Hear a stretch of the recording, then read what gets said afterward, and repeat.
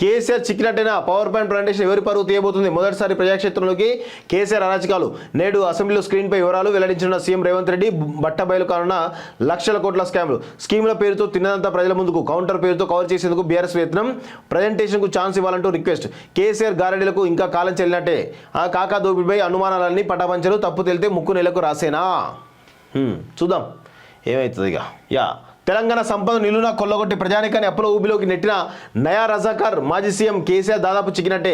9.5 పాటు సాగించిన అరాచకాల పాలనలో కేసీఆర్ కాక కోట్లు కొల్లగొట్టారు. తెలంగాణలోని సహజ వనరులు దోచుకోవడమే కాదు, అభివృద్ధి పేరుతో స్కీములు తెచ్చి స్కామ్లకు తెరలేపాడు. ప్రాజెక్టులు అంటూ పైసలు దండుకొని తీరా ఓడిపోగానే కనీసం మాట వరుసగానే ఓటమిని అంగీకరించగా ఫామ్ హౌస్కు పలాయనం చిత్తయించారు.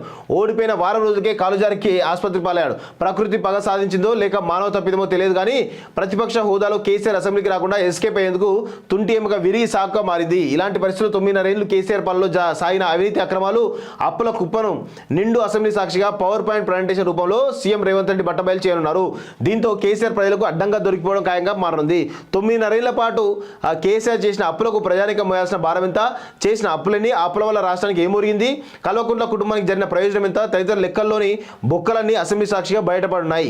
ఇన్నాళ్ళు మేకవన్నే పులిలా తన మాటల గారడితో ప్రజలు మభ్యపెడుతూ కేసీఆర్ కాలం వెల్లదీశారట.